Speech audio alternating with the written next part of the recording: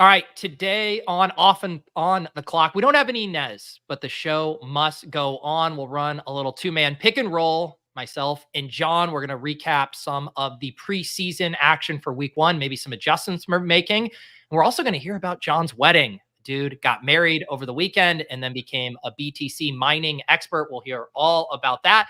And then we're going to hop in a big Eliminator draft. So scrounge up some of those shekels in the couch cushion and get ready to fire a $100 Eliminator draft with us. I'm Pete. This is Off and On the Clock. Roll it.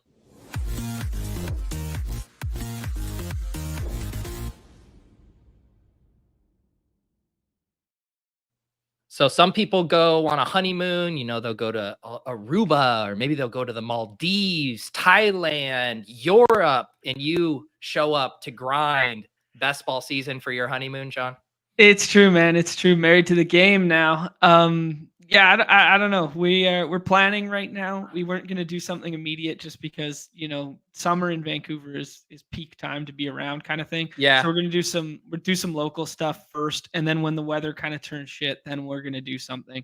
So I think we're gonna do a mini moon to Tofino in November. That's our like tentative one right now. So that's like Vancouver Island and like up a bit and whatever. There's a little bit of like a storm watching, surfing, whatever community there, and some like nice resorts and stuff. So we're gonna do that, and then we're talking Fiji in Okay. yeah, in February or January. So we will see. She's a little more adventurous than me, like just in terms of like she wants to make it like a trip and do that sort of thing. Where I'm like, let's just go somewhere like where we're super cozy and comfy and just lie on a beach for 5 days. Yeah, I always feel like it's I like when you go, it's a little different. If you go right after you got married, I kind of like we went to Aruba right after we got married and it was like a whirlwind month. And so just getting to sit on the beach and chill was very nice. But if I had time in between and you kind of like decompress, then I would want to do like a little bit more of a mix, some more adventure stuff. So I think you guys are smart. You're optimizing here the honeymoon in a way that a lot of people don't, John, and I would expect nothing less from you. Yeah, dare we say GTO honeymooning principles. Exactly. Any other highlights from the weekend? Do you want to address the allegations of your Bitcoin touting? Oh yes, the bags are up right now. Please follow me on Instagram, and I will give you the hottest tips available. Man, that's actually low-key been a little bit of a nightmare. Like, I'm not very active on Instagram, and I posted like a bunch of the wedding stuff immediately after, and then probably got hacked because it was made like 10 years ago, and my password was probably Mr. Goodboy 69 or something stupid like that. So it was probably the easiest hack job of all time. But yeah, it's kind of it's just kind of annoying in general there. But I did start a new one this morning because there's just no way to get it back. I was going like straight up warfare with the guy back and forth yesterday, where like who could get the account tagged to a different phone number or different email and different authenticator faster. So I was like battling a dude on the internet who is completely anon, just trying to log in on like 3-4 different devices while he's combating to log in. And I don't even know the value in like why you would want my Instagram account with like 500 friends and family followers. I felt it was such a whiplash thing because I was like going through your Instagram stories and I was like enjoying seeing pictures from your wedding, and I'm going through and and then it goes like buy Bitcoin here, and I was like, wait a second, there's no way. And then I saw the one on your main feed too, and I was like, oh no, John got hacked. The worst part about it, the telltale giveaway to it, Pete, because the Bitcoin bags is like almost a smidge believable. I would never post it, but at least it's like in the realm of possible. The next one he followed up with was Juice Cleanse. And the people just instantly knew I was hacked. Like, you can't follow me up with Juice Cleanse. The guy got the wrong demographic.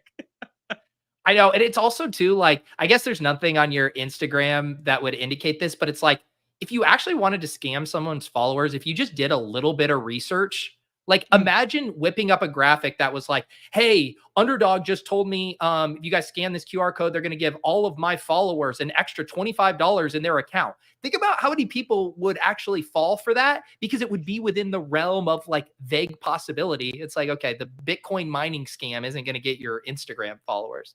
Right. Yeah, no doubt. Anyways, Anyways, yeah, the wedding itself though was beautiful, great day. We rolled, 85 degrees on a farm with some animals and stuff around, and just really laid back, chill ass party. Like, trucks in a field with tailgates dropped and, buckets of beers going around and appies being served, and then just like beautiful barn venue for the evening. And then my dad, who's in a band and stuff like that, played our first dance and Nikki's first dance acoustic for us. So that was kind of like a really big highlight for me. So yeah, no, it was awesome.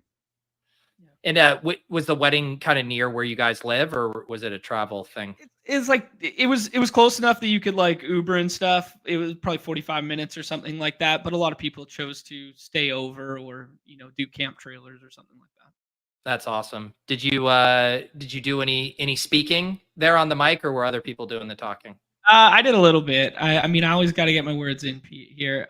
But I've actually like emceed like a bunch of weddings and a bunch of people that were there and stuff like that as well. So it was kind of like this weird dichotomy of like, okay, John's eventually just gonna grab the mic, right? And we'll go from there. But I kind of stayed off to the side for the majority of it, and then spoke at the tail end there, just kind of like some heartfelt words or whatever.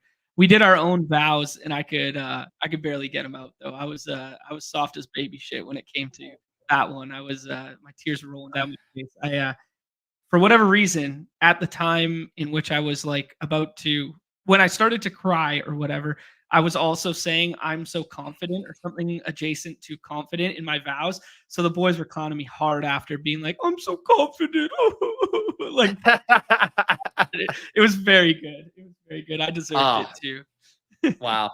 Yeah. You put yourself out there to be vulnerable, but then your buddies get to use it against you for the rest of the time. That's just how it works. And I mean, like, just how I am, right? Like, I'm always the quick one with a response. I'm the one who's not going to let anybody slide. I'm always the peanut gallery. So they just double on extra hard, and I deserve it, right? Like, it's awesome. Like, I embrace that. Yeah. Well, congratulations, and I am excited for you guys, and yeah, keep us updated on your honeymoon plans. Yeah, absolutely. Thanks, bro.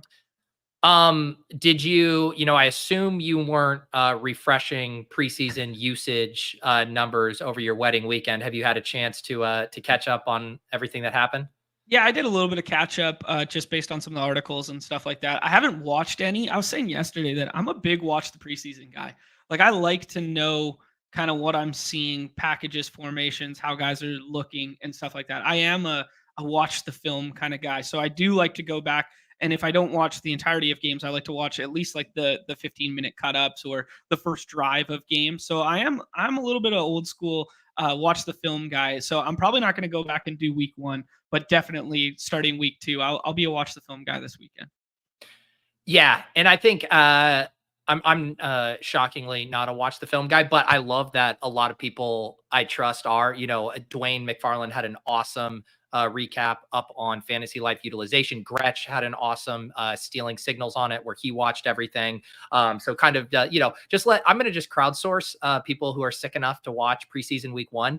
And also too, like, I don't think you're missing quite as much. Like, there was some stuff that made sense. There was some confusing stuff too. And it's like, we need that second week. Like the Broncos usage, I think, is one of the best examples of it, in that there was so much like Sean Payton tomfoolery of like veteran deference, where it's like Samaje Perine's pretty clearly 4th on their depth chart right now, but was essentially running with the starters. Tim Patrick coming off injury, Josh Reynolds, these veterans, where it's like, that's just how he wanted to do it. I don't know if it tells us anything about what the actual usage is going to be like, but if he keeps doing this, like, then I'm like, okay, all right, this is a little Jordan Humphrey, Brandon Johnson situation all over again. So I do think the second week will be helpful, but yeah, there were some, I think, because I'm so used to the rookies being buried early, the ones that weren't, like a Brian Thomas, like a Keon Coleman, really stood out to me of like, those guys are going to be full-time players off the rip and earning targets off the rip.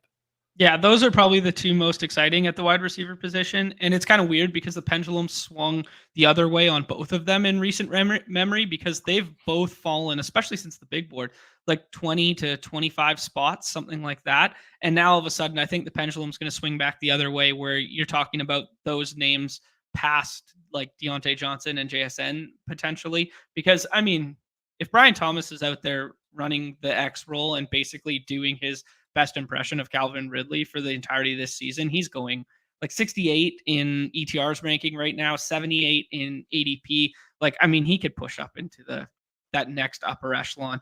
And yeah, but the Gabe Davis usage was pretty impressive there too. I likened it yesterday, Pete, where I was talking about some of the guys who are like potential fallers or whatever from there, like talking about the Bills stuff with Curtis Samuel in tandem with this, Christian Kirk in tandem with this, Jaden Reed, like all kind of like those players all fit the same archetype. And is there something about that archetype that doesn't get showcased in the preseason? You know, the slot guy, the pre-snap motion, are guys keeping their guys in being coaches, keeping their cards close to their vest by not using those, opposed to telling us what they're actually going to do. Yeah, I do think that that's the hard thing, right? Because all these teams are trying to accomplish different things. They're trying to evaluate some people. They're trying to, figure out where guys stack up on the depth chart. And I think that Jared Mayo quote I saw circulating is a good illustration of how teams think about preseason. He told, I guess they were having like some fights or whatever, and to put an end to it, he said, if there's another fight, if you're a veteran, you're going to play the entire preseason game. And if you're a rookie or you haven't, played at all, like you're not going to play a single snap. And that's like the way he was going. So it's like a punishment for these veterans to have to play a decent amount. So they call that the reverse Sean Payton. Yeah, Sean Payton's like, I want to get Samaje Perine, 3 quarters out here, as if it's like some coronation for him of like, yeah, you've had such a great career. Yeah, I this week for Fantasy Life, I'm writing a column about how like the Denver Broncos are going to essentially cause me to have a mental breakdown this year, because it's like it's basically like a Dr. Jekyll and Mr. Hyde piece where it's like so easy to tell the scenarios where a lot of these guys are underpriced and just smash their ADP. And then there's some to say where this is just an utter train wreck and Sean Payton can't get out in front of himself and it's all committees and it's a bottom 5 offense. And it's just something you don't want anything to do with. And it's like, yes, we want to be opening ourselves up to that kind of variance, but I'm allowing myself to be human in this piece. And I'm just pre-tilting Sean Payton and what he's going to do to us this year. Yeah, I did a similar pre-tilt yesterday on stream with the New England offense in the same vein, where it's like we could just be so frustrated in that same thing if Jacoby Brissett plays 7 weeks and they rotate in all these Kendrick Bourne, KJ Osborne, all this sort of stuff, and Polk's like a 60% snap player and sort of thing. So I think very similar kind of paths there. I'll ask you about the Denver situation, the aren't you worried pressing question. I threw out a tweet this morning there when Underdog updated a whole bunch of the profile pictures here.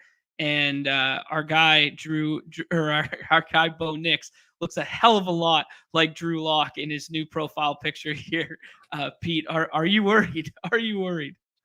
You know what? Of all the things to be worried about with the Denver offense, I actually think Bo Nix is probably one of the things we don't have to worry about the most. It just seems pretty encouraging. Like he's the kind of guy that's not going to make a ton of mistakes and he's going to do the simple things right. And then maybe they can expand what he does as he gets more comfortable. But, thinking about some of these late round picks and how there's kind of uncertainty, how many games are they going to get?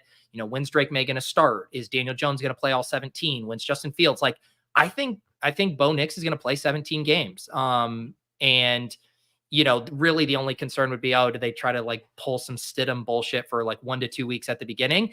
But Bo Nix is going to be their quarterback in the fantasy playoffs. I think he's going to be the quarterback for the whole season. And I think just that continuity is pretty encouraging. And a lot of the rookie quarterbacks I thought looked pretty good in week 1. Yeah.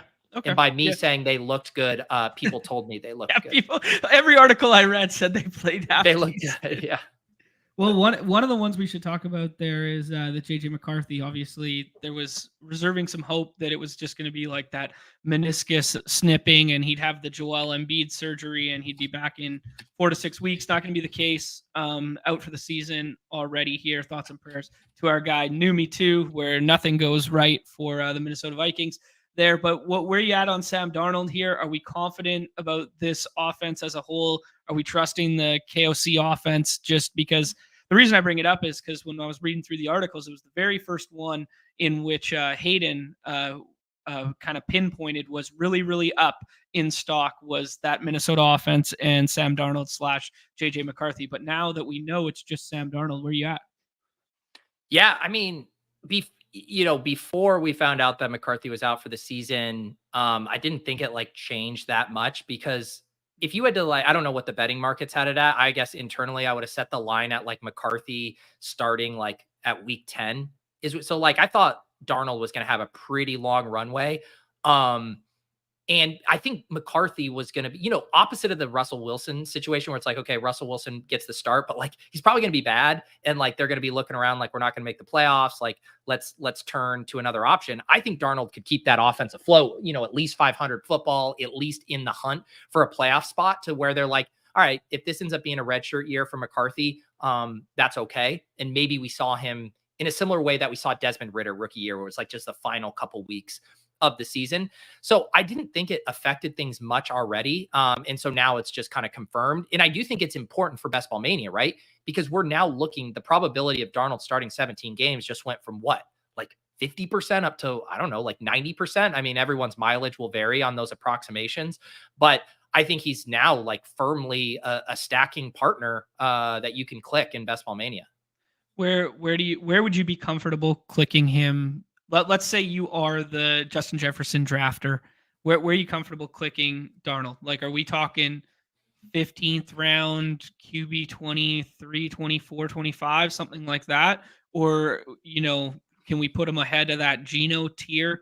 Because, I mean, this KOC offense, man, we saw last year Nick Mullins ball out in it, like Nick Mullins with a 400-yard passing game in there. Like, yeah, I mean, Joshua Dobbs got traded twice, ended up there and started that week and still played decently. So, I mean, I don't know. I'm kind of bullish right now, especially knowing that I mean, what, 20% total ownership, 25% total ownership in BBM?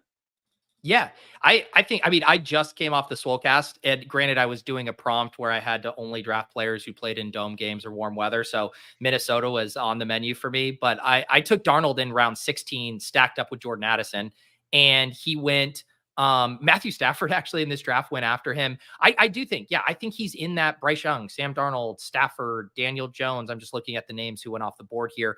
I don't think I would take him ahead of Geno Smith just in a vacuum, but like once you start layering in stacking considerations, right? Like if you're on the clock in the 14th round where Geno went in this draft and you have Justin Jefferson and no Seattle, like, yeah, like Darnold, I think is fine. Once we get to that 14, 15 range, again, like we're looking at Watson, Baker, Rodgers. I think he's maybe just like a shade behind like the Rodgers Watson types, but it's once you're factoring in stacking at that price of the draft, I don't think it really matters.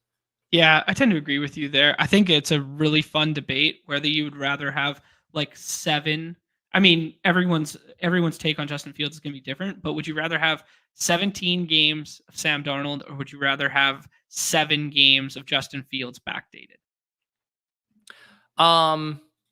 Well, it's almost like an unfair question because like how you assembled your quarterback room would make the one option the better option. I actually think it's funny to use those two together because I think they're the perfect Frankenstein 3 quarterback room. Like say you get let's say like around 10 or 11 quarterbacks. Say you have like a Goff or a Tua or a Lawrence, and then you finish out your draft with Darnold and Fields. Like, isn't that like the perfect combo where it's like, Darnold's playing the first 5, 6, 7 weeks almost with 100% certainty. Justin Fields, like you could probably perfectly pass the baton between those two and essentially just hack together like what a top 12 quarterback maybe at, bottom 20 prices. Yeah, no, that seems pretty sharp. You used the word hack there, and I got immediate chills down my spine, PTSD though. But why? My account. Oh, hack. Sorry. Yes. I had already forgotten about that. Yes, yes, yes. It also works for Nathaniel Hackett as well. But yeah, I do think that's a pretty sharp way of doing it. Like I was doing some Frankenstein rooms where it was like a little higher capital than Trevor Lawrence, and maybe this wasn't entirely intelligent, but with Fields, I was doing like a skinny stack with Mahomes and then doing Fields. I know it's a no-no for the same game week 17, but I was doing it as like playing off that game environment and taking like Fields in the 17th or 16th now, sometimes 15 Yeah. now, and then tacking on Bo Nix. But to do it with Sam Darnold now feels more comfortable than doing it with Bo Nix. Yeah. I agree. I think it's like, I mean, again, it has to do with stacking, right? Like if I'm setting up Denver, Cincinnati stuff, then I want to do Knicks. And if you got the Mhm. Green Bay stuff, I mean, Darnold now is like, that's the thing about what's been fun, right? People loving the Chargers New England dynamic, the Denver Cincinnati dynamic. You miss out on the Burrow or whatever, and it's like, let me build it in reverse with the cheap team. That wasn't available for like the Jordan Love stuff, right? Because you're like, I don't really want to take McCarthy. I don't feel good about this situation. Now you can plan for that. I stacked up, I did a double stack. I did my first 18th round Jalen Naylor selection Oh. with Darnold too, who's having a really good preseason, ran 100% of the snaps there with the first team, wide receiver 3 now in the dome with Darnold. And you also get the like uncertainty with Addison, you get the uncertainty with Hawkinson. So now there's some fun ways I think to actually build out later stacks. I mean, you think you could do something where you're going like what? Ty Chandler, Hawkinson, Mhm. Darnold, and you could toss on Naylor. Like he's now in that Titans, Panthers, Broncos, Patriots, like emergency backdoor stack territory. Yeah, no, I like that. I mean, also because I'm bullish on Hawkinson, just like kind of in general, comparative to the field right now. But I know I like that in general, and I really like the idea of doing it with the Green Bay stuff because nobody's going to have done that with the Green Bay stuff. Because everyone who builds for that Week 17 game is either Green Bay tacked on to Justin Jefferson, or it's Green Bay dominant stack, and then maybe someone did like a McCarthy back. Nobody's going to have built Green Bay plus Sam Darnold, with Sam Darnold being kind of like the focal point of that quarterback stack. Yeah, exactly. And again, it's just like it's an attractive team to target for fantasy with both their playoff schedule, playing all of those dome games. You see KOC and what they were doing in that preseason game. Like both those quarterbacks were cooking. Like I think it's a fun fantasy offense. And the floor is high too. I mean, we saw it with Nick Mullins, what, 3 straight games, over 20 fantasy points last year. I think really the only way it goes super south is if like the Addison suspension hits and Hawkinson doesn't come back and teams are triple teaming Jefferson. And it's just like, fuck, this can't get rolling. But man, isn't the volume going to be there? Like this is a team, if they get down, like they're just going to chuck. Yeah, no, I fully agree with that. And I mean, in that division, there's going to be some high scoring game environments like Packers, Lions, etc. As you noted, Packers is like that Week 17 game. But yeah, I was thinking through that schedule. You get Chicago too. If Chicago can throw a little bit this year, like we think Caleb's going to be vastly improved there. So you get them in the playoff week, and then you get Seattle at Seattle. I mean, that defense could be improved, but probably still won't be like top 15 in the league. Little PSA here. I did hop in a big eliminator that we're going to draft on stream here in a second, but we need 10 more. This is $100. This is a new contest that Underdog just posted. This was requested by a lot of the sickos. The first eliminator obviously filled. This is perfect for my purposes where I was like, man, I'm not going to have enough time to get in eliminators, but I would love to enjoy that sweat in a smaller contest. And John, the best part about this is week 17 is heads up for rolls. Week 17 cash game shell 1v1 for all of the first place prize money. I guess you get there, you're guaranteed 20,000, but a $30,000 swing there for a heads up challenge. Can you think of a better best ball sweat than going heads up for a $30,000 swing in week 17? If I could pick my sweat, I think I would pick that one. No, I fully agree with you. You know what? The sweat equity associated with that too would make so good for like a live sweat environment too. Like, could you imagine, like, it's me versus you in that final week, hypothetically please one time. Like, but could you imagine just the dynamic of, whether it's streamed event, whether it's a live event, whether it's whatever, that we're back and forth sweating 1v1 like that, and you're not worried about who's catching up on the other side because you know exactly who one another have and who you're cheering against and for. I mean, that's the most purest of fantasy sweats, and that's kind of like what got us all into best ball, was the old school home league dynamic of that 1v1 in the finals kind of thing. Yeah, it's going to be beautiful. It's so pure to come full circle back to our roots like that. All right, 4 more people needed here so we can get off to the races. Now down to 3. Here's the advancement structure, and let me share my screen here, John, and we can get this pulled up here.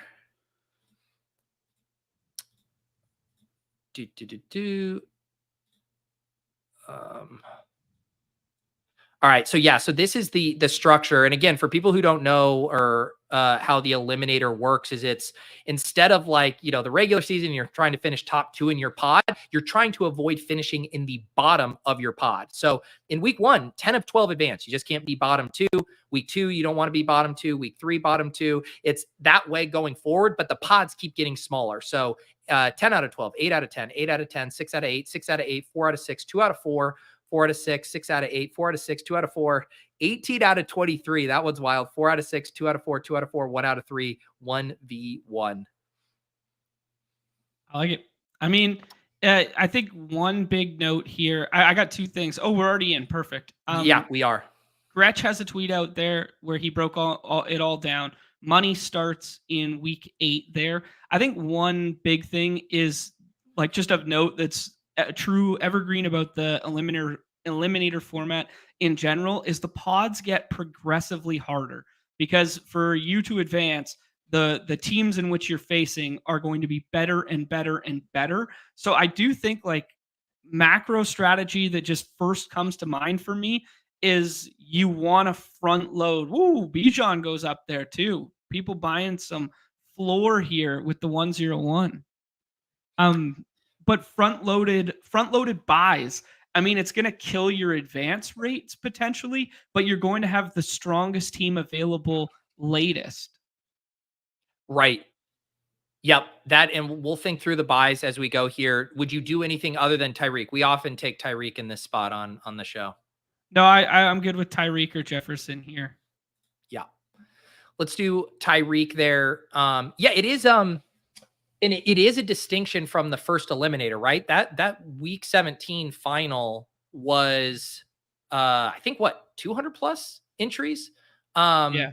And so it was this weird thing where you're like, you got to squeeze through, you got to, prioritize some floor early on, but you also have to make week 17 all that matters. So you're trying to balance those two things.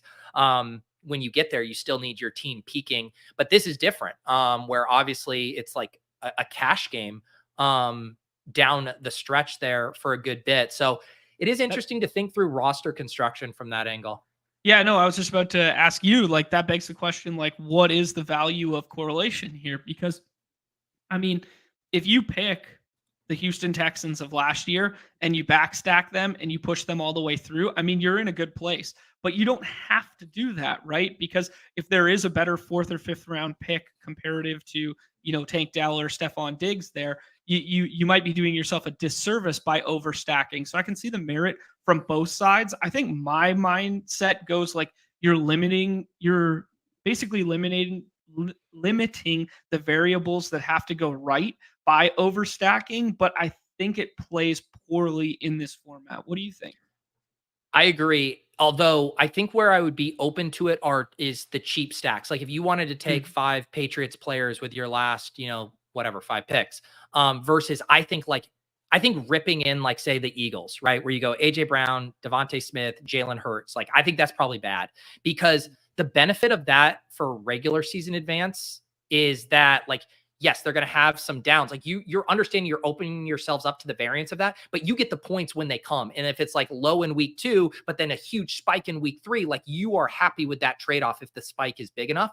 Whereas that dip can kill you. Like that can be why you get bounced out. And so I think the cost of the overstack is really important. Whereas, like, say you go for the New England overstack late and they have some, light weeks early on before May starts or whatever, if you're only having to beat out, the other two teams essentially that you're worried about not finishing as, then you have a lot longer leash. Like if your top 10 picks are hitting, you can probably withstand some slight duds. It's going to be the teams who have duds in the top half of their board that are wiped out right away. Yeah, that checks out. I'd ask you about getting wiped out right away with some of these guys. Like we're gonna have the neighbors decision here.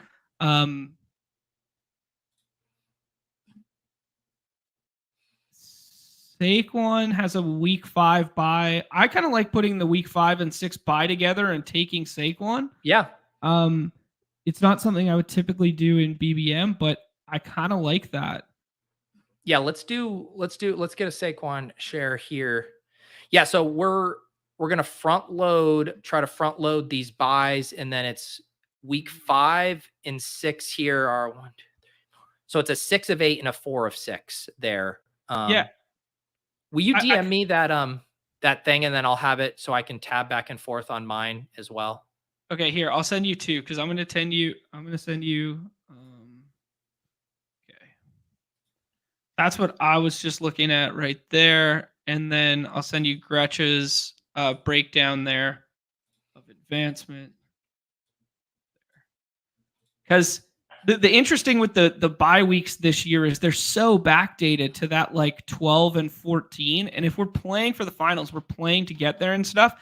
Like the last thing I want to do is as beautiful as it is to stack, Bills and Ravens together because we think they'll probably all be like top 8 offenses or whatever. It just feels so bad in this format to then all of a sudden arrive at weeks 12 and 14 and just kind of be hampered, right? Yeah, I agree. Yeah, so if we look at the 5 and 6 buys here, and then the Gretsch chart, so the week 5 is a 75%, and then week 6 goes down to 66%. The one that's you start to get a little worried about would be what, week 7, with 50%. That's when that one would be a little dicier. And that is Bears and Cowboys on bye in week 7. We are on the clock. I don't mind buying the Ayuk dip here. Is there something? Yeah, him or DK. Okay. I don't think it's the end of the world too. If there was like, I don't know if you think CeeDee Lamb's going to hold out, or if you think Jamar Chase is going to hold out, or Ayuk's going to hold out if they can't reach a deal, that sort of thing.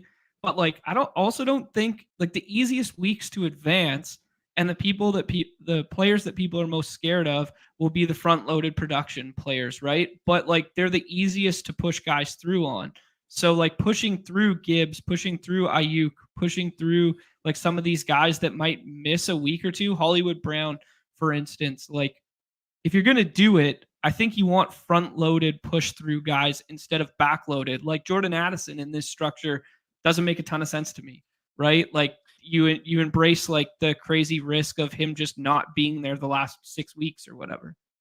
Yeah, I guess the only thing I would view it differently on, like say with the Hollywood or the Hopkins, of like the veterans are typically the guys whose production tails off in the second half of the season anyway. So you might be taking on the double whammy risk where it's like, I'd rather take that on with the rookie, where at least I know it's more back weighted. And I do think the rookies, the really expensive rookies, should probably be dinged a little bit more in this format, right? Because you're paying a BBM ADP tax generally on those guys, as far as, and I know this contest has different IDs and different ADP, so we got to check out where those guys are. But like, even guys who I'm excited about, we mentioned them, like the Keon Coleman, the Brian Thomases, the Ladd McConkeys, like they still might be slow starters, and you're paying quite the price tag for that back-weighted production in a format that you really need some front-weighted stuff too. Yeah, that's a good point.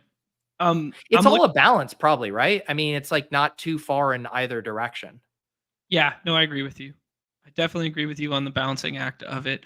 The other thing that I'm looking through when I'm looking at Gretsch's sheet here is there are weeks that are like way easier in theory to advance. Like the pod size is 23 in week 12, but you advance 18. Yeah. So like, should we be targeting week 12? I mean, it would seem like that wouldn't see. That's the thing. Do you go out of your way or do you break ties on it? So like Christian Kirk here, week 12. What do you think about premium quarterback in this setup? Because we could set Um, up Lamar Andrews, but it's week 14, or we could take Mahomes and set up, one of the falling Chief players with it, or push up Rashee Rice. yeah, I always prefer to take the okay. Man, can we take Andrews first? Yep. I didn't get it in time. You're I was good. just trying to think through that. We just didn't have enough time where it's just like, I do think like having the floor of an elite quarterback is nice, right? Where it's very unlikely we are going to get sunk there. I don't know. I think I do prefer 3 quarterback builds in this, and it doesn't mean that we can't still do 3 quarterbacks, but that's my only thought on the elite quarterbacks is having the 3 is really helpful to kind of cover up some of the other stuff. Yeah, that checks out to me too. Like I feel similarly. I think even if we had taken Mahomes there, or like we end up with Andrews, or we end up with Lamar rather, I think 3 quarterbacks still feels good. I don't know. Is Yeah. it too con to me? Is it too safe? Like, is it too floory, or is that the entire point of the game? Like, that's the mental hurdle. That's the balance for me. Well, to me, like when I try to sell myself on elite tight end and elite quarterback in um Best Ball Mania, it's because of what I'm getting from separating from the other positions. Right. And I don't feel like they have to separate. Like I'm more buying the ceiling than I am the floor when I buy those in Best Ball Mania. Whereas here, I think you are buying your floor. And it's not that those guys don't offer a floor, but I just wonder if because so many other quarterbacks can, like we were just talking about Sam Darnold's floor. I do think we have to take Andrews though at this point, right? Because yeah, and then I think we would fade I wouldn't triple stack, and I would fade 14 buys from here on out. So like Houston, who would traditionally pair for us mentally with Baltimore, would just never pair with them in this format. right. Because yeah, 14 only 50% advanced. It's a 2 of 4 there. And you could just be completely wiped or going against some like incredibly good quarterback tight end pairings or whatever it is. So I do, yeah, I agree. I think we need to be very cognizant of that. The other thing that I would suggest being aware of, Pete, is the fact that that some of our back stack potentials tack on third quarterbacks also share 14 bye weeks. So like we would be dealing with like Drake May, Bo Nix, like those kind of guys. So as much as we've talked about Sam Darnold today, like Sam Darnold kind of really fits this build as like a third tack on quarterback comparative to some of those other names.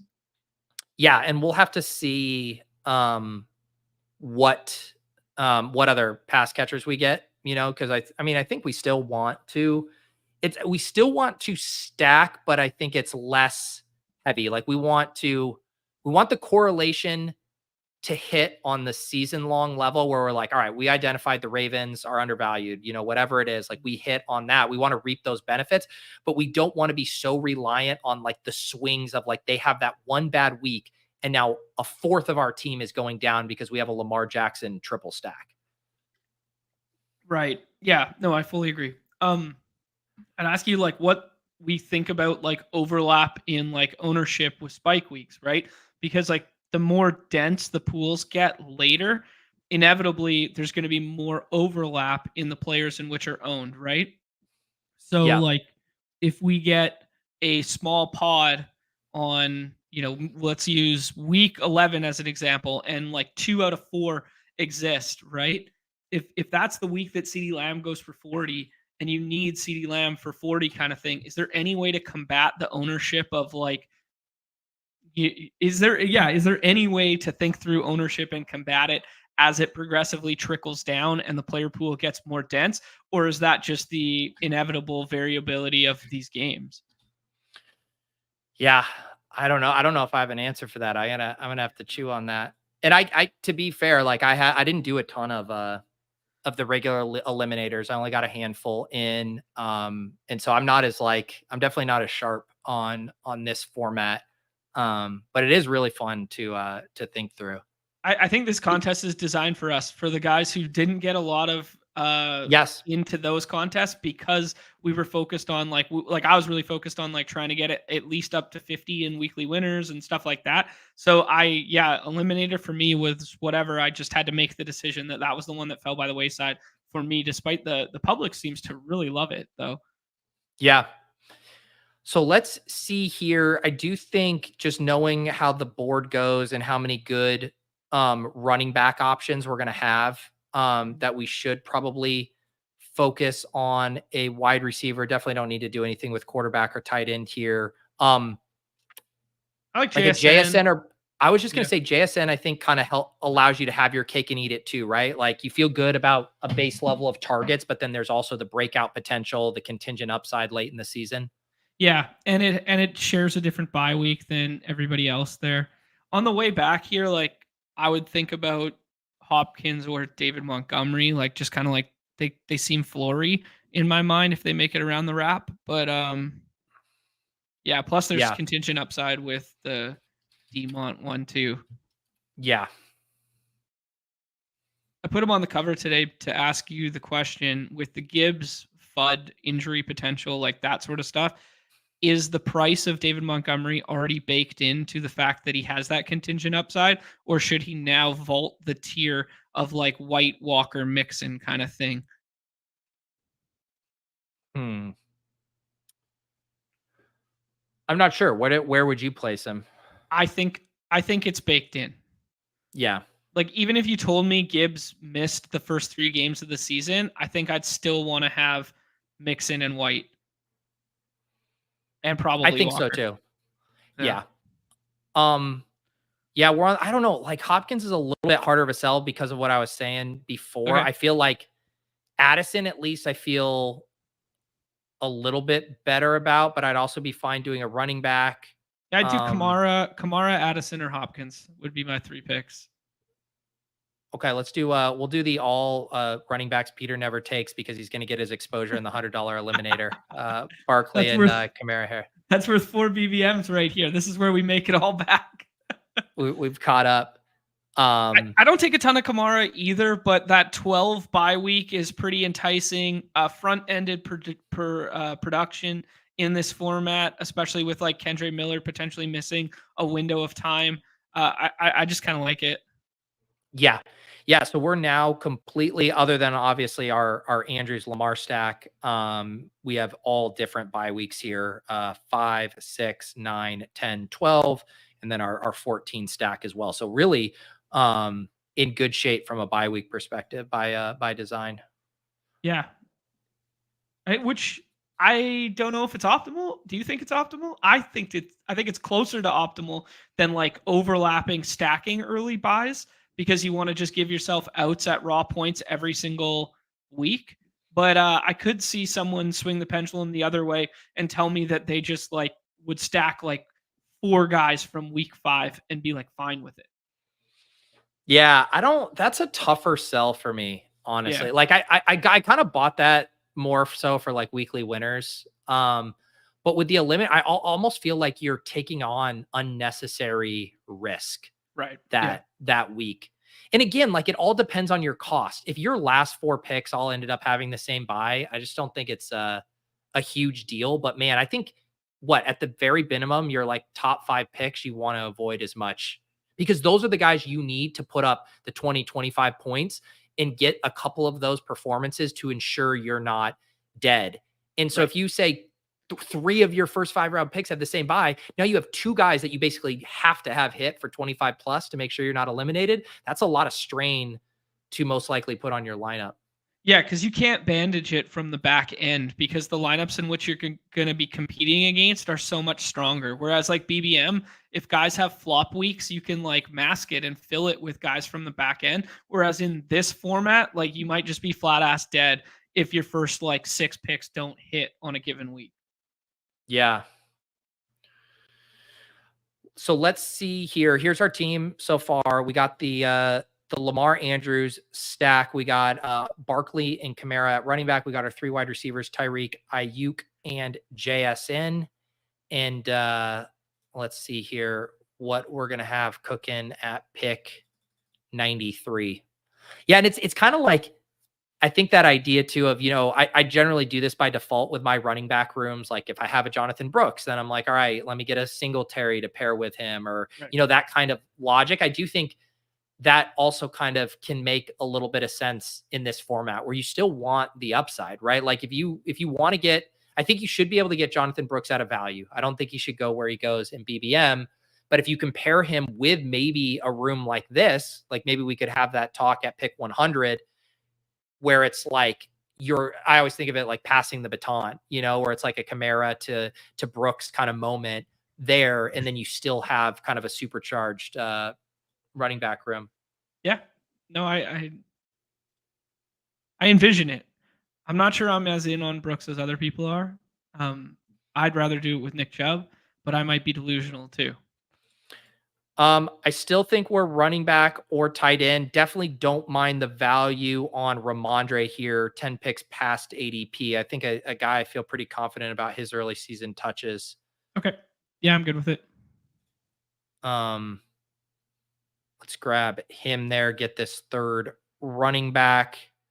Do you have hesitations, or were you eyeing your guy Zach Moss there? No, Zach Moss has been routinely falling. So like, I mean, I wouldn't write it off on this build. It might be too heavy to go with a fourth running back through 9 rounds there, but I would entertain it on like the way back. I think people really losing sight of the fact that the dude was simply sick this week, and that's why he did not play with the first team offense, and that's why Chase Brown stayed on the field for the entirety of it. I'm still a little bullish in terms of like I likened it on JJ's podcast as just like the way Davis views the Chiefs, wide receivers, where he just kind of wants one on every roster. I kind of liken it to the Bengals backfield, where it's like, I don't really care who the guy is. Like, just give me one of those guys to potentially get the touches in that offense, just because I like the spot. So I'm not out on Moss, but I'm not like aping the dip either. Yeah. Yep, I'm with you. I'm happy to. I've been drafting both at a good clip. I had been way more on Moss of late, just because I had so much cheaper Brown bags, and I think I'm going to continue to click Moss at a pretty good clip here, and maybe we can do so here. I mean, we could also keep an eye on wide receiver stuff as well. But man, I hate kind of capitulating. Chase Brown goes there. I would be fine with Moss and continuing to get a running back here, and then we can build out wide receiver depth. When's Moss's bye? 12. So is that not ideal? I kind of think the Palmer 5 is better, but I'm open to Moss as well. No, let's do Palmer. I mean, only 3 wide receivers through that. Yeah, my thought was just trying to think of the 2v2 of like the wide receiver in the running back here at 100, 117, but it honestly probably isn't that much different. What's the 2v2 example? Oh no, I'm like, once we get there, but you'd probably be looking at, like a guy like Jacoby, Judy in there, versus like with Zach Moss. Yeah. And so we'll probably, the thing is like, I do think there's a tier break here after like the Moss, Brooks, Singletary, Brian Robinson, Spears, like once you're into that like Benson Corum range. So that was only the thing I was kind of trying to think through. Yeah, you're right. I do prefer the 2v2 that you've presented, because what is the difference between Jacoby Myers and Joshua Palmer in like a vacuum? Right. Yeah. Yeah.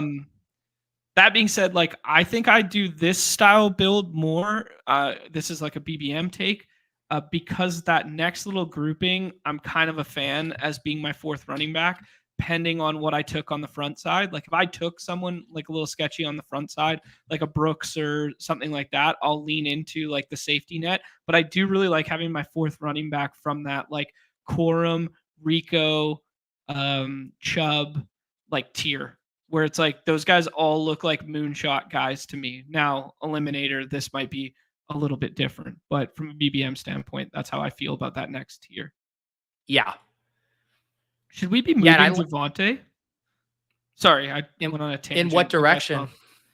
Up, like just comparative to like those he's around. Like that's pretty high right there compared to like those. Like I think I'd still rather have Brooks and Moss in this format, but like I do kind of view him a little bit higher than Singletary, Brian Robinson, and stuff like that now. I guess I still would have him right alongside those guys. Okay. But I get the upside. I mean, I'm already coming off of that piece I just told you where I'm writing about this backfield, and there are just there are so many ways it goes wrong. Right. And so I'm just wondering if like no one has to sell me on the upside case. I can like certainly see it. It's why, he still goes here. But I am wondering, like, say, as opposed to like the Giants, right? Who are also not going to be necessarily a great offense, but like the attack vectors for Devin Singletary at this point just seem to get smaller and smaller and smaller. And I think he could, is he going to catch as many passes as Javonte will in this offense? We're coming, it's the perfect storm. Denver led the league in running back targets last year. And then you get the coach who is most notorious for funneling targets to the running backs. So I certainly see that. Maybe it's more of like a PPR, half point PPR thing where like Javonte should maybe be moving up more in PPR. But I don't know. I think he's appropriately valued here. All right. Checks out.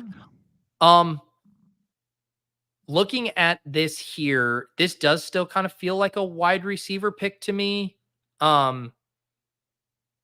Jacoby Myers does like seem like a good fifth wide receiver for us here. I don't know how you feel about another week 10 buy at wide receiver. He does go, so that doesn't matter. What do you think the play is? I kind of like Goddard and shut it down. Is that crazy? Is that too much capital? It might be too much capital. I just like, yeah. I mean, honestly, no. Let's do it. Like, if we were to do, because we have an elite quarterback and elite tight end, I think I'd like to get to 3 at quarterback. Yeah. And I'd rather go 3 at quarterback than 3 at tight end with this build. Agreed. So let's just get Goddard here. And what was the did we check the bye week on that? The 5. Yeah. I was all over it. Don't worry, I was on that one. Thank you. Yeah, the 5 is not bad at all.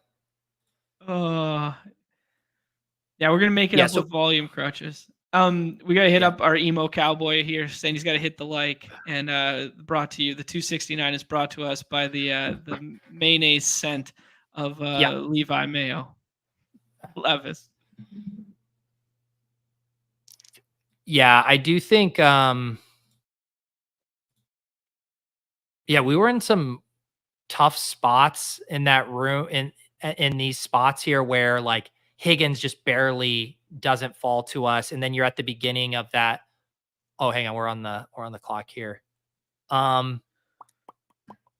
me see. By 80, Mike Dubb, Eckler, or Edwards for me. Let's grab another wide receiver. What do we feel about the week 12 here? Good shout. It's our first week 12 wide receiver buy, so that's probably fine. Okay. Yeah, and as we alluded to earlier, that 12, if you are going to be stacking between 12, 13, and 14, 12 is the one to target because 78% of the field gets through opposed to 50 in 11, 13, and 14 or whatever. Yeah. Yeah, that's a big swing from 50% back up to 78% there. So yeah, I mean, week 11 and week 7 look like the landmines, right? Yes. Yeah, because I mean, if you're, I think 7 looks like the biggest landmine, but 7 only has 2 buys, so that's true. So yeah, who's week 7? You just have, so you want to avoid your, you don't want to be ripping in a Cowboys Bears double stack here. That would be that would be trouble. Yeah, just using the bye weeks as a guide of teams to not pair together feels like sharp. Yeah. Yeah, the week 11 ones a little more interesting. It would basically be like overstacking the Cardinals could get you in trouble. Because the rest of these offenses are fairly cheap. As far as like, all the quarterbacks are cheap. I guess Neighbors is kind of really the one. And Mike Evans. in Mike Evans. Yeah, the pricey piece. In Neighbors more the one that could, you got a rookie, little dinged up, maybe the offenses, but like that pick. But again, then you're talking about by week 11, that stuff's kind of offset a little bit. Mm-hmm. The Cardinals being there, Cardinals have been my heaviest weekly winners target. Really? Yeah, I love the front end of that schedule. I just them and Buffalo just have like really enticing. Well, they play each other, but they have just like really enticing front end of schedule games with like a lot of dome games, but primarily Arizona with the dome games. But they get San Fran in there, they get the Rams in there, like just like good, run it up potential shootout environments in my estimation. Yeah, that's the one level I didn't get to where I've with my early season weekly winner stuff, I've been just more like schedule agnostic where I'm trying to correlate and get those games to shoot out, but like not actually. What I've been using is like tilting exposures to like the guys I don't take in other formats. Like that's what's been where I'm tilting stuff and then correlating from there. Like I have just been hammering the shit out of Calvin Ridley in my weekly winner slow drafts. He checks out. Yeah, and he's like, I mean, I've gotten him in the mid 60s, like in these, and it's like that was his ADP before Hopkins. And if I'm just optimizing for the first 5 weeks, which is what I've been doing, then like he's worth even more to me than that. So that's kind of what I've been doing and getting exposure to a lot of these guys I wasn't clicking. Yeah, I don't have the schedule pulled up in front of me, but like they're one of those teams that like the pendulum could swing like really quickly on their implied team totals because they come out and they play so much faster than the market is giving credit right now, or like so much more aggressive through the air. Yeah. We are on the clock here. We are not going to do tight end or quarterback here. You know who I like? I like Dobbins a good bit. That's exactly what I was going to say. So we're in lockstep there. All right. And like, why not take advantage of the weeks in which he's healthy? Yeah, exactly. He does have the same week 5 bye week, obviously as Palmer. And so now we do have 4 week 5 buys because of our double Eagles and our double Chargers. So that's just one thing to keep an eye on. That makes this a 6 running back build in your mind?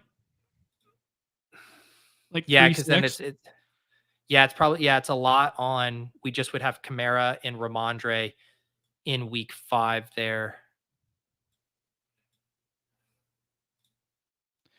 Yeah.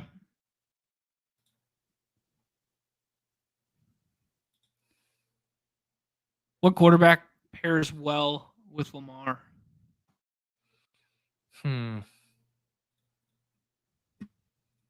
So from like a stacking perspective, probably Geno. Week 10. Or yeah, Rodgers week 12. Yeah, same. Okay, we got options.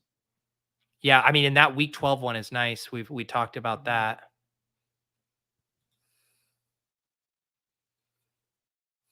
Yeah, and those guys will both come back. Is this a team we should like buy the dip on Dotson? It's a week 14 though, so if we miss early season and week 14, that's not ideal. I do love Michael Wilson. We probably need some wide receiver upside on this team. Yeah, let's do Michael Wilson. Yeah, and looking at our wide receiver buys, we don't have another week 11, so that's nice. Cool. Yeah. I mean, that's going to be a big monitor for us because like we've kind of put ourselves in a place where we need 3 quarterbacks on this team. And we might be able to get away with 5 running backs depending on who the last one is, but we may need 6. And like our running back room, our wide receiver room is like traditionally thin to do 3, 6, 7, 2. And I think this is just an illustration of why the elite quarterback, elite tight end can get you into trouble because it starts to put a strain on basically every position because you're having to juggle bye weeks. You're having to like still cover some elements at just quarterback and tight end that you don't have to worry about in Best Ball Mania. And then you're also behind at running back and wide receiver. So it kind of really forces you into, I think, some tougher spots in a way that I don't think I would want to make a habit of doing. unless I was getting like a pretty good deal on it. I mean, we essentially took it at cost. And I think just going through this, we've realized it doesn't feel great. Yeah, and we might not have done ourselves any favor to tack on Goddard as well to that, even though like there maybe that has more to do with the fact that we have a week 14 bye with Lamar, so we want to strengthen that two tight end build without just like scrolling for like who's going to shoot the moon at tight end late. So maybe the elite tight end plus quarterback plays better as a Mahomes one because it's a week 6 bye, and then you can get away with punting tight end for like later because you'll have the strength of that combination in week 14. I liked it because like we knew we can't go 3 quarterback, 3 tight end with this build. So one of them we needed to shore up. And yeah, that probably could have been quarterback. I wanted Jacoby Myers if he came there, but I liked your instinct there of like, all right, Goddard is kind of the last of a tier. Let's get him here and then know we've now freed up that roster spot. Yeah. Okay. I'm good. Even though I think in an ideal world, I would be more like, I think my dream build would be something where it's like you do 3 QB and you have a Jaden Daniels. You do 3 QB and you have like an Ingram or Bowers or whatever, where it's like you're getting the robustness to cover you, but also baking in that late season hammer. Okay. Yeah, and But that gives that us could be wrong. That's just yeah, intuitively to me. Yeah. I think this is like kind of the spot where we have to hammer wide receiver with like the next couple though, and then we got to take like some unsexy like I got a name or two for the running back if we're going to do two I think we want a quarterback and a wide receiver here in like the next two, right? I mean, there's nothing at running back right now. So yeah, I mean, these running backs are all the same from here till we're in scroll the F down territory. So Yeah. I completely agree on that front. Um, I think the thing we need to do though, however, is Jesus, what is Hawkberg just having a blast sniping us? So we just lost out on both Rogers and Gino. So Okay. we need to build out. I do think Wandell and building out something with Daniel Jones. What's the week though? What's Wandell's 11. Yeah, I'm good with it. Yeah, it's the same thing as Baker and McMillions. So I'm good with Baker and McMillions or Wandell and Let's yeah, I feel a little bit better about Robinson's floor here. Okay. I guess it doesn't really matter at this point, but yeah, that was a bummer to lose both of those. I think we basically have to, yeah. We can just fake a skinny stack here. So like you fake the skinny stack with like Baker, or if you fake it with Dimes, and then we have the break glass in case of emergency of just tacking on Carr to Kamara and hoping the Olave drafter doesn't have it. And then yeah, and I mean like it might be like more of a BBM shoot the moon, but like Naked Fields is still there too. Yeah. Sam Darnold doesn't stack with anybody late though. Like you don't really want to like take like a nailer or something like this in this format, I don't think. No. I like what Fully Loaded did there with that quick little Baker one. Yeah. I think we just have to reach on Dimes. Yeah, agreed.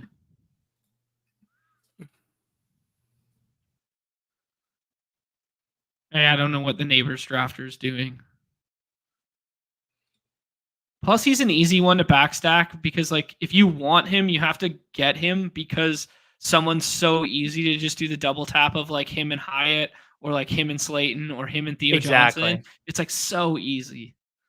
And because more drafters are doing 3 quarterback in this room, and there's a drafter here that only has 1, like you can get shut out quickly. Like I wouldn't be surprised if we get to the 18th round and there's not a single starting quarterback. Right. Yeah. Because I think everyone, especially in a room like this, where like the majority of them are listening and watching too, I think most of people are thinking the same as we are right now. Where it's like, even if you have an elite quarterback, I think you want 3.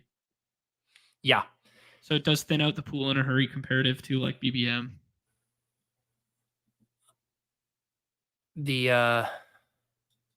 This one drafter though, the non-badge here, AE Flex 1, just passed on a quarterback, still only has 1, but they do have Hurts. So They are probably playing it as like, I'm just going to try to get too late. Yeah. Or maybe they only do one with Hurts, which I don't know. Feels bad. It Yeah. seems bad.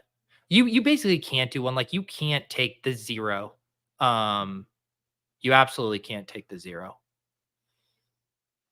Week 5 in your pod. You're starting your pod with 8 people in essentially like a 25-point deficit from what you'd normally have. Oh, great. Gross. Geez, this team is cursed. Yeah, that's tough. Holy.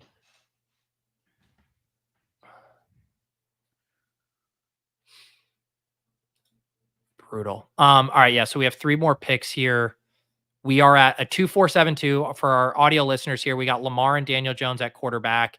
We got our 4 running backs: Barkley, Kamara, Ramondre, and J.K. Dobbins.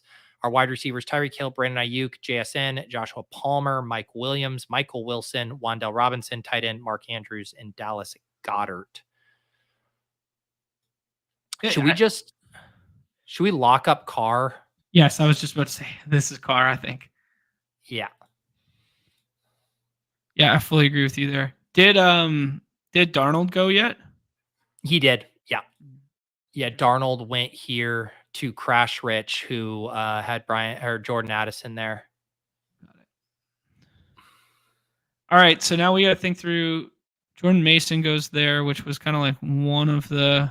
Yeah. I don't know, but it's like he feels like a BBM contingent play where it's like maybe you only need like 4 points from Tank Bigsby, or you need 6 for him falling into the end zone, or you need like CEH feels better in this format because like at least I know he's going to play 30% of snaps. The other one that I was thinking through is Miles Sanders, front loaded, Oh, that's not like, a bad call at all. I like that, just, actually. like front loaded floor could be the starting running back, or at least will be in tandem for like the first 3 to 4 weeks. But then it kind of, it's interesting. I think this team kind of needs something like that because I don't think we're that strong at running back, which is weird to see. Yeah, and this team's, well, it's funny. I feel really good about this team. The early season production on this team. We're going to need like one, I just don't have a lot of late season hope in Kamara. So like, we're going to need one of like Barkley, Ramondre, J.K. Dobbins to be like the nuts. Right. Yeah. Which is not the names that I would typically be wanting to click on to be the nuts, but yeah. Yeah, it would have been nice. Like I wonder, just like going back and seeing how you could have freed some stuff up. Like if we didn't do like the Lamar and you had a wide receiver, and then instead of Joshua Palmer, we get to go Jonathan Brooks or Javonte or Zach Moss and have one more kind of upside bullet there at running back is probably how I would redo it. Yeah. No, I agree with you there. So we're at a 3-5-7-2. We're done at quarterback. We're done at tight end. And I guess the question is this a 6th running back? I mean, it's going to feel better doing wide receiver. Like the wide receiver options are a lot better than the running back options. Yeah. It's going to feel better. I don't know if it's right. This would be a spot where I would probably say, let's take a Giants wide receiver. Okay. Where it's like, if this part is hitting, like we're going to need a pretty big win from the back half of this board. If Jones stays healthy, how many if he's 11 covering buys Lamar. How many 11 buys do we have on wide receiver though? 2. And they're back end guys. That's like they don't overlap with front end guys, which is better. Right. I mean, this is where I think it's interesting, the conversation of like, do you correlate or do you take a one-off for bye week purposes? I kind of think like this is where at these prices I lean more to the just being right on the Giants being more important than like having one 18th round wide receiver down for that bye week. Right. Yeah. Yeah. I think I vote correlation with you. Yeah, because like, I prefer, I prefer Marvin Mims like to Hyatt straight up, but on this team, I think I definitely prefer Hyatt or Slayton. ETR is really high on Hyatt. Have you seen this? Oh yeah. Well, Yeah. I've been on team Hyatt, you know, as battling Pat with we have a bet on Hyatt versus Slayton underdog Mhm. points this year. Um but yeah, the ETR, I've heard Leone talk about it. They're just above market on the entire Giants passing game. They're higher That's than true. Neighbors, higher than Jones, higher on Wandell. I think they're literally higher than consensus on every piece of the passing game. Here's an Let's see what interesting. our Yep. wow. I was just seeing what he did. The drafter who ended up doing a Oh, 2 quarterback, 2 tight end build. You like Hyatt here? I think so. Yeah. The other one, I'm seeing one in the chat here that I kind of liked, but I don't know how I feel about handcucking. But the Jamal Williams as like kind of like a touchdown slash floor slash handcuff one. I don't know how I feel about that. I'd almost like it better if you did Jamal and Kendre to end a draft, where it's like True. we're already Yeah. kind of playing. Like I feel like both him and Kamara are more early season plays. Like, do you Yeah. feel good about either of those guys? Like, if I just tell you to teleport to week 14, can you envision either of them getting like 20 plus touches? No. And we've already taken one of them. Like if one of them is, it has to be Kamara. In which case, like Jamal's kind of useless. Whereas like say Kamara fades out, they're trying the Jamal stuff. Like this is a team that's going to pick someone up off the free agency heap if it's that if the Kendre stuff doesn't work out, you know? I don't know. Yeah. Yeah, especially if they're in contention for that division being bad.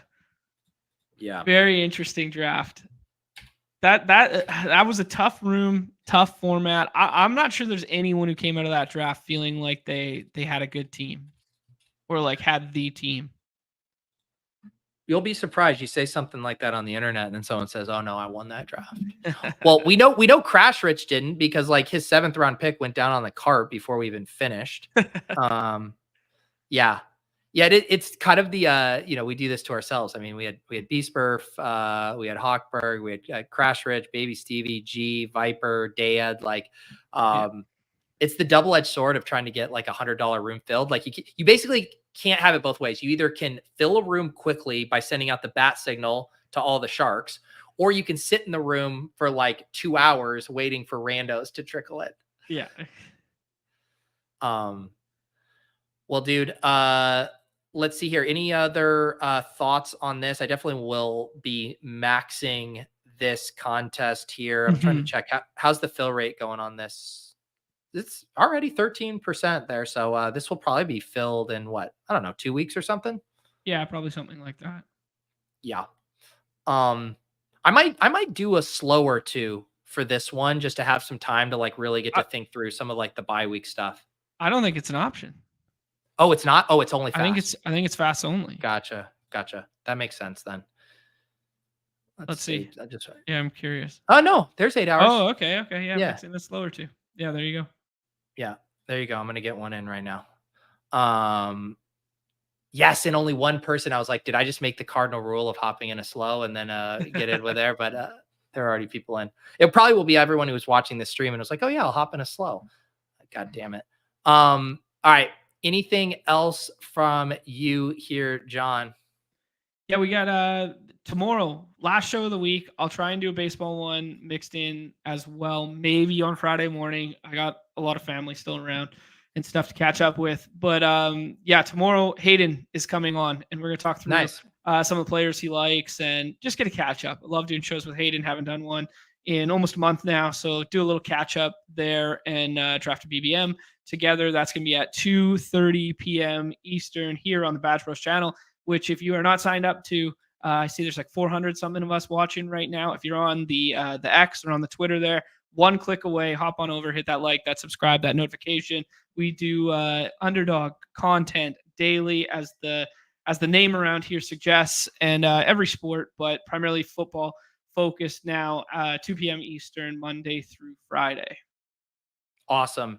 Yeah, my stuff here have a little bit, again, kind of a abbreviated week since I'm traveling this weekend. I'm going to do Best Ball After Dark tonight with Ryan Hodge, best ball grinder, and also a workout enthusiast. Feel like I'm going to pick his brain on some of his stuff in that realms. I can Oh, vouch for him just being straight up good dude too. I don't know. I said this to him when I met him at Dog Bowl, because it was the first time I'd ever met him. And we just, like, chatted on the internet or whatever. And when I met him, I was like, instantly, I was like, I click with this dude. Like, I was like, we both said, we were like, yeah, we'd be boys if we lived in the same city, kind of vibe. Like, he's a really nice guy. I could actually picture that. You guys do have very similar good vibes. So yeah, tune in for that. That'll be at 9 p.m. Tomorrow, have a few different shows. We got Lulz. We have a guest on, Elihu Fustel. He wrote a book that is about kind of like sports book versus the players and that dynamic. He's been making the rounds, so we're going to talk to him.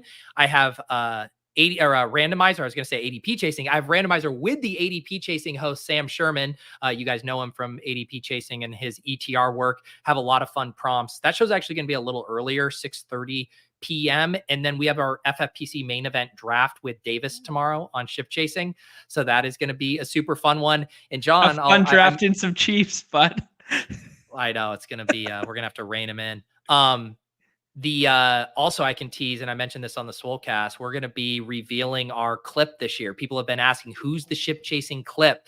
We've kind of dragged our feet. We've been waiting for something to materialize. There'll be a teaser video out tomorrow on the Ship Chasing to kind of get you primed. And then hopefully, we're not going to force it, but hopefully we can roll a clip on a draft tomorrow night. And then, yeah, and that's it for me. And then I'll be back on Monday for Best Ball Breakfast. So that's my schedule. Please, one time, Jordan Whittington not be the clip. Please, one time. Please. I will confirm for you right now, Jordan Whittington is not the clip. We can keep drafting him. If there was a best ball clip, though, like for everyone's favorite 18th round pick, it would be Jordan Whittington right now. Oh yeah. Yeah. What's Nick teasing here? Not even the biggest announcement tomorrow. Yeah, we're going to have at the end of randomizer, because we only have 3 more randomizers. There's tomorrow with Sam Sherman. The following week, why am I blanking on who the guest is the following week? I'm an idiot. I already have that booked. But then the third week is the randomizer finale, and it's not technically going to be the randomizer. It's the randomizer finale, but not the randomizer. That's the tease for now. We'll roll the promo clip for what the finale is going to be.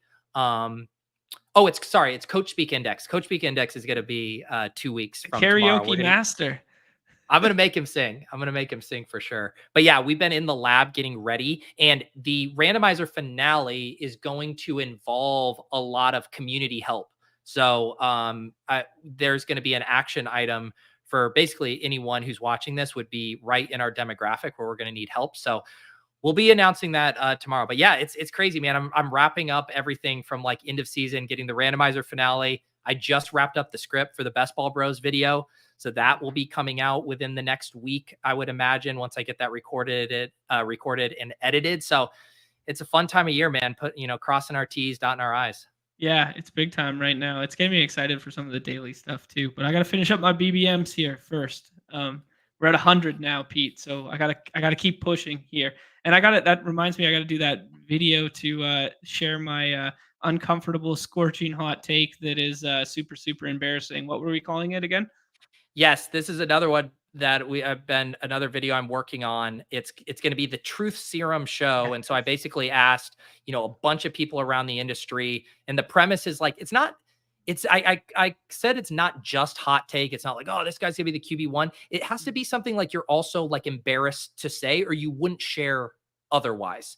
Basically, where it's like you get drunk into the night and John reveals like, I'm trying to think what a good one would be for John. I have no filter. I've revealed them all. About a week ago, Pete, I said there was a non-zero chance that Juju Smith-Schuster could lead the Patriots in routes this year. So, I mean, they're all on the table already. No, yours would be like something. This is kind of the Davis too, because Davis is very forthcoming with his hot takes, where it's actually something, one of your hot takes that you like, that's on public record that you don't actually believe. Like it could be like, my true serum take is, I actually think it's bad to scroll down a lot. No. Would be like, that would be a crazy true serum take. So yeah, no, that's gonna be fun to see. The reason we started talking about it on ship chasing, and like I had one where for mine, it's more like I can't like back it up with data. It's just like intuitive. Like, and it's funny that we did it today. Granted, it was a different format, but like my true serum take is elite QB is just bad in best ball mania. Like that's my true theorem take. I have my reasons. I don't think they're backed up by data, but that's just the type of thing that you would float. It could be best ball, it could be player take related, anything like that. I'm kind of on the other end of the spectrum this year. Like I'm kind of digging it because the price tags are the most palatable in which they've ever been in a best ball mania, and I think there might be a low key flipping. So that's a very interesting one that you and I might be on the other side of the pendulum with that one. Yeah, I'll give a little bit of my reasoning when I put it in the video, but I'm more excited to see everyone else's here. But yeah, we're gonna power this down. Check out the shows. Make sure you guys are subscribed to the channel. Like we also keep mentioning, good to get on your radar. This show will be flexed to Fridays come NFL season. We'll have to figure out the week 1 schedule because I'm gonna be in Vegas. I think I'll probably be there Friday. too. So we're Beautiful. figuring it out right now with we got a mini trip planned already, but I think I'll probably be there Wednesday through Friday. So if people want to come hang out or whatever, Wednesday through I think Saturday, whatever. I think depending on what the contest lobby looks like, what we could maybe end up doing is like maybe moving that last Wednesday show to the Friday. We'll have to figure out because that's Labor Day weekend, and seeing if maybe we could have a Friday like week 1 show if there's some stuff in the lobby by then. We'll figure that out, but then in season we'll be on Friday afternoons and we'll nail down that time. Absolutely. All right, guys, that's enough of the housekeeping. Nez, hope you enjoy your travels. Good luck in all of your drafts, and we'll see you guys next time on Off and On the Clock.